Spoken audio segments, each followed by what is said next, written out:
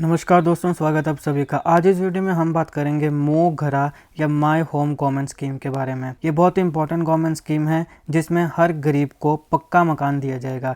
जिस भी गरीब आदमी के पास कच्चा मकान है उसे पक्का मकान दिया जाएगा। और इस गवर्नमेंट स्कीम की शुरुआत जो है वो उड़ीसा की गवर्नमेंट ने करी है। ये है उड़ीसा के मुख्यमंत्री नवीन पटनायक जी। तो हम इस लेक्चर में मो घरा और माय होम गवर्नमेंट स्कीम के बारे में अच्छे से कवर करेंगे। जितने भी इंपॉर्टेंट फैक्ट्स हैं उन सबको देखेंगे और इसके साथ साथ एंड में हम उड़ीसा रिलेटेड जितने भी स्टैटिक जी के पॉइंट ऑफ व्यू से इंपॉर्टेंट फैक्ट्स हैं उनको कवर करेंगे। तो आप इस वीडियो को अंत तक देखिएगा। चैनल पर नए हो तो सब्सक्राइब अवश्य करेगा। Politics, economy, GK, geography, science, environment and ecology की तमाम वीडियोस को देखने के लिए एक बार हमारी प्लेलिस्ट को जरूर चेक करिएगा। तो चलिए शुरुआत करते हैं। देखिए, ये है उड़ीसा। हमारे इंडिया के मैप में इस प्रकार से दिखता है उड़ीसा। उड़ीसा की गवर्नमेंट ने एक नई हाउसिंग स्कीम को लॉन्च किया है जिसका नाम है मो घरा और माय होम। अब इस इनिशिएटिव का एम है कि जो कच्चा हाउसेज हैं उनको पक्का हाउस में ट्रांसफॉर्म किया जाए। जिन लोगों के पास कच्चे मकान है उनको पक्के मकान दिए जाएं।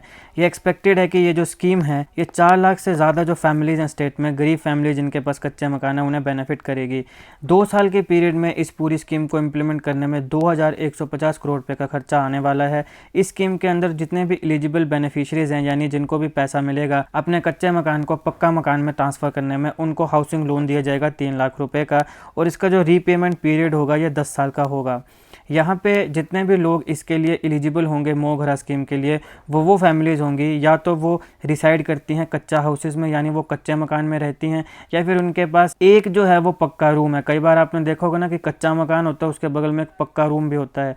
तो मो घरा स्कीम में वो लोग एलिजिबल हैं जिनके पास कच्चा मकान है, जो कच्चे मकान में रहते हैं, या फिर उनके पास एक पक्का रूम है मकान के साथ जो सॉलिड कंक्रीट रूफ जहाँ पे हो। अब मान लो ऐसी कोई फैमिली जिसके पास 4 व्हीलर यानी कार है, फिर गवर्नमेंट सर्विस में है, या फिर उसके पास इरिगेटेड लैंड है 5 एकड़ तक की। तो इस प्रकार के जितने लोग हैं अगर वो कच्चे मकान में रह रहे हैं तो भी वो इन एलिजिबल हैं, यानी उन्हें लोन नहीं दिया जाएगा। तो याद रखिए, जिसके पास 4 व्हीलर है, अब कई फुकरे होते हैं ना, मकान तो कच्चा है लेकिन देखो जी गाड़ी ले लेते हैं, तो 4 व्हीलर जो है उसको एलिजिबल नहीं है वो व्यक्ति। जो गवर्नमेंट सर्विस में है वो भी एलिजिबल नहीं है। जिसके पास इरिगेटेड लैंड है 5 एकड़ तक की, वो भी इसमें एलिजिबल नहीं है। अब जो SC ST कैटेगरी या फिर डिफरेंटली एबल्ड होते हैं उनको कुछ एडिशनल सब्सिडीज जो हैं वो यहाँ पे दी जाएंगी। अब इस स्कीम में ओडिशा गवर्नमेंट ने इसको एप्लीकेशन इसमें फाइल करने के लिए समय जो है वो 16 जून तक का दिया है। यानी जिस भी व्यक्ति के पास कच्चा मकान है और वो एलिजिबल है, जो हमने क्राइटेरियाज पहले देखे, तो वो एप्लीकेशन फाइल कर सकता है। उसको 16 जून तक एक्सेप्ट कर लिया जाएगा। अब सीमलेस एप्लीकेशन प्रोसेस को इंश्योर करने के लिए गवर्नमेंट ने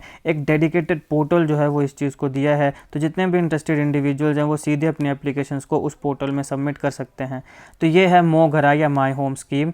क्या स्कीम है? कच्चा मकान जिनके पास है उनको पक्का मकान दिया जाएगा, ट्रांसफर करने के लिए उनको लोन दिया जाएगा, और वो लोन जो है उसकी रिपेमेंट 10 साल तक की जाएगी। और लोन कितना दिया जाएगा? 3 लाख रुपए का दिया जाएगा। यहाँ पे कौन कौन से एलिजिबल नहीं है? किसी के पास अगर 4 व्हीलर है, कोई अगर गवर्नमेंट सर्विस में है, 5 एकड़ से ऊपर अगर किसी के पास लैंड है तो वो इसमें एलिजिबल नहीं है। ये है मो घरा माय होम स्कीम। उड़ीसा की गवर्नमेंट ने इसको लॉन्च किया है, उड़ीसा के मुख्यमंत्री नवीन पटनायक। अब क्योंकि उड़ीसा की गवर्नमेंट ने इसको लॉन्च किया है तो चलिए उड़ीसा रिलेटेड सारे इंपॉर्टेंट फैक्ट्स को कवर कर लेते हैं। ये है भारत के मैप में उड़ीसा, कोस्टल एरिया है।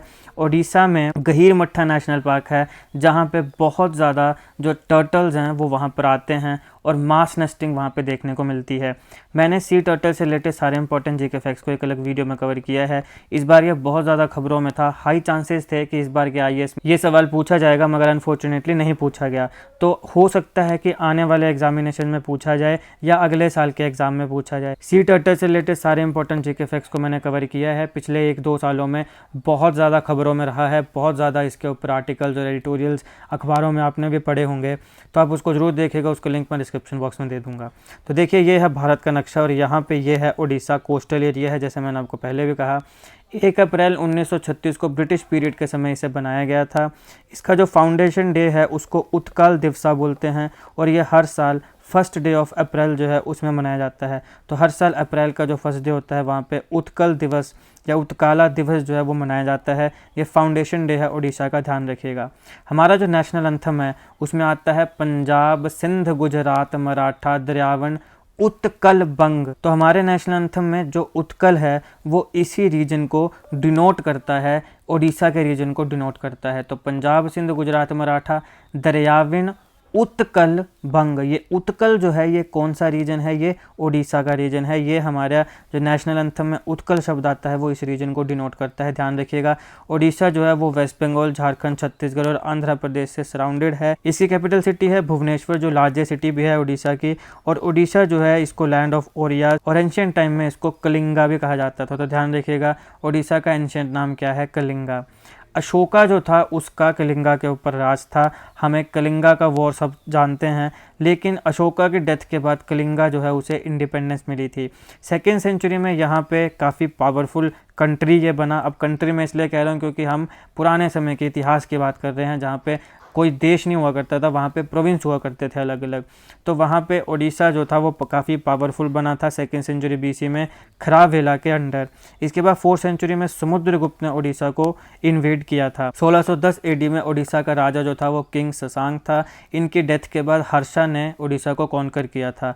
ओडिशा के अपने जो रूलर्स थे उनकी गंगा डायनेस्टी थी, जो कि 7th सेंचुरी एडी में वहाँ पे रूल किया करते थे। मिड 16th सेंचुरी से लेके 1592 तक ओडिशा में 5 मुस्लिम राजे रहे। और इसके बाद अकबर ने, मुगल एम्पायर का जो अकबर था, उसने उड़ीसा को एनेक्स कर लिया था। अब मुगल एम्पायर के डिक्लाइन के बाद, जो कि माना जाता है 1707 में जब औरंगजेब की मृत्यु हुई थी, जब औरंगजेब मरा था तब माना जाता है, अगर आपने मॉडर्न हिस्ट्री पढ़ी है तो मॉडर्न हिस्ट्री में भी जब औरंगजेब की डेथ हुई थी 1707 में, तब माना जाता है कि डिक्लाइन शुरू हो गया मुगल एम्पायर का।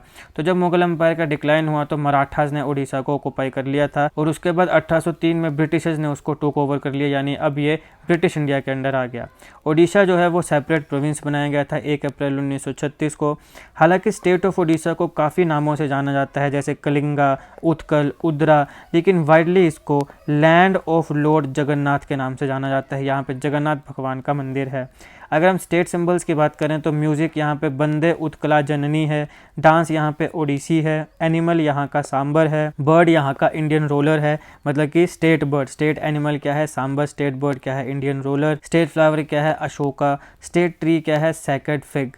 अगर हम वाइल्ड लाइफ सेंचुरीज़ की बात करें, काफ़ी वाइल्ड लाइफ सेंचुरीज उड़ीसा में पाई जाती हैं। Baisipalli wild life sanctuary, Balukhand Konark wild life sanctuary, Bhitarkanika wild life sanctuary, ये काफ़ी इंपॉर्टेंट है, इससे सवाल पूछा गया है। Chandaka Dampara wild life sanctuary, Chilika Nalabana wild life sanctuary, ये भी इंपॉर्टेंट है, इससे भी सवाल पूछा गया है। Debrigarh wild life sanctuary, Gahirmatha marine wild life sanctuary, ये भी काफ़ी इंपॉर्टेंट। यहीं पर जो सी टर्टल्स हैं वो आके अपनी मास नेस्टिंग करते हैं। इसको मैंने अलग वीडियो में कवर किया है, चाहे तो देख सकते हैं, लिंक मैं डिस्क्रिप्शन बॉक्स में दे दूंगा। फिर आता है Hadgarh wild life sanctuary, Karlapat wild life sanctuary, Khalasuni wild life sanctuary, Kotgarh wild life sanctuary, Kuldiha wild life sanctuary, Lakhari valley wild life sanctuary, Nandan Kanan wild life sanctuary, Satkosia gorge wild life sanctuary, Simlipal wild life sanctuary, Sunabeda wild life sanctuary. Satkosia और सिमलीपाल से भी सवाल पूछे गए हैं, इनको भी ध्यान रखिएगा। नेशनल पार्क्स की बात करें तो 2 मुख्य नेशनल पार्क उड़ीसा में पाए जाते हैं, Bhitarkanika national park, Simlipal national park. Orissa जो है वो काफ़ी एंशियंट है। यहाँ पे आपको एंशियंट और ओल्डेस्ट रॉक जो है वो देखने को मिलेगी मयूरभंज में, जो कि 3 बिलियन ईयर्स पुरानी है। अब ये कितनी पुरानी है, 3 बिलियन ईयर्स, इसका अंदाज़ा आप ऐसे लगा सकते हो कि हमारा जो प्लैनेट है उसको 4.5 बिलियन ईयर्स ओल्ड माना जाता है। तो 4.5 बिलियन ईयर्स ओल्ड तो हमारा प्लैनेट ही है, और 3 बिलियन ईयर्स ओल्ड जो है वो यहाँ पे सबसे एंशियंट ओल्डेस्ट रॉक पाई गई है मयूरभंज में। 62 डिस्टिंक्ट ट्राइबल ग्रुप्स हैं, ट्राइबल अलग अलग कम्युनिटीज़ होती हैं, जैसे आप जानते हैं ना अलग अलग ट्राइब्स होती हैं। तो 62 डिस्टिंक्ट ट्राइब जो हैं वो उड़ीसा में रहती हैं। हर ट्राइब का अपना अलग कल्चर है, अलग ट्रेडिशंस हैं जो एक दूसरे से बिल्कुल अलग हैं। यही वो डाइवर्सिटी है जिसके लिए हमारा पूरा भारत जाना जाता है, और इसी के लिए हम बोलते हैं यूनिटी इन डाइवर्सिटी। जगन्नाथ मंदिर आपको पता है उड़ीसा में पाया जाता है। जगन्नाथ टेम्पल का किचन जो है वो लार्जेस्ट किचन माना जाता है पूरी दुनिया का। 400 कुक हैं यहाँ पे जो 10,000 से ज़्यादा लोगों को फीड करते हैं हर दिन। उड़ीसा जो है वो फर्स्ट स्टेट है जिसने लोकायुक्त बिल लॉ को पास किया था, इनेक्ट किया था, जब उसको सेंटर में पास किया गया था पार्लियामेंट में। रसगुल्ला जो है वो फेमस स्वीट है जो कि ओरिजिनेट हुआ था उड़ीसा में। अब यहाँ पे कई लोग, एक कंट्रोवर्सी भी होती है, कई लोग कहते हैं कि भैया वेस्ट बंगाल में रसगुल्ला ओरिजिनेट हुआ था, कई कहते हैं कि उड़ीसा में हुआ था, लेकिन जो ज़्यादातर लोग हैं वो यही मानते हैं कि वो रसगुल्ला जो है या रसोगुल्ला जो है, मतलब जो जैसे बंगाली में इसको रसोगुल्ला कहते हैं, हम तो इसको रसगुल्ला ही कहते हैं, तो रसगुल्ला जो है वो उड़ीसा में ओरिजिनेट हुआ था। अब यहाँ एक चांदीपुर बीच आता है जिसको हाइड एंड सीक बीच बोलते हैं, क्योंकि जब हाई टाइड आती है तो ये डिसअपीयर हो जाता है, लो टाइड आती है तो अपीयर हो जाता है। तो जब हाई टाइड आती है तो उसमें अप्रॉक्सीमेटली 5 किलोमीटर का ये जो बीच है ये डिसअपीयर हो जाता है, यानी इसको पता ही नहीं चलता है कहाँ चला गया। तो ये चांदीपुर बीच है जिसको हाइड एंड सीक बीच बोलते हैं, ये भी उड़ीसा में पाया जाता है। भुवनेश्वर जो कैपिटल सिटी मानी जाती है उड़ीसा की, यहाँ पे 600 से ज़्यादा मैग्निफिसेंट टेम्पल्स आपको देखने को मिलते हैं, इसीलिए भारत में इसको टेम्पल सिटी ऑफ इंडिया भी कहा जाता है। ओनली सिटी है ये, इकलौती सिटी है पूरी दुनिया में जहाँ पे इतने ज़्यादा टेम्पल जो हैं वो प्रेजेंट हैं।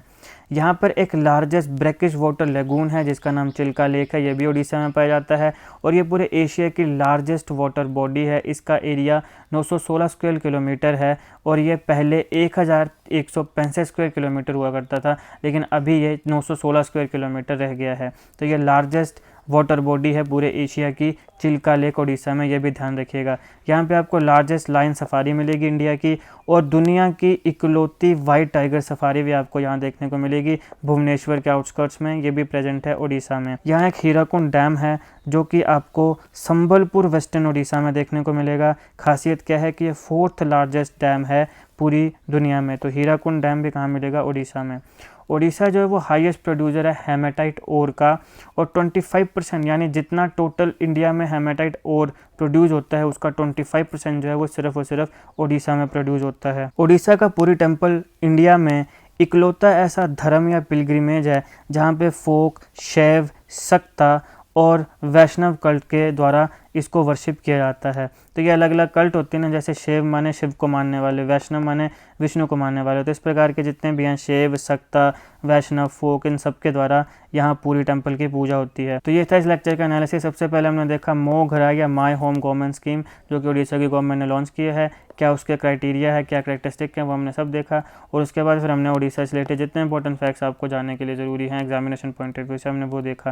अगर आपको वीडियो अच्छी लगी हो तो लाइक करेगा, शेयर करेगा। Politics, economy, GK, geography, science, environment and ecology के तमाम वीडियोज़ को देखने के लिए एक बार हमारी प्लेलिस्ट को जरूर चेक करिएगा, और जीके करंट अफेयर की ऐसी वीडियोज़ को देखने के लिए हमारा चैनल सब्सक्राइब करेगा। Thank you so much for watching.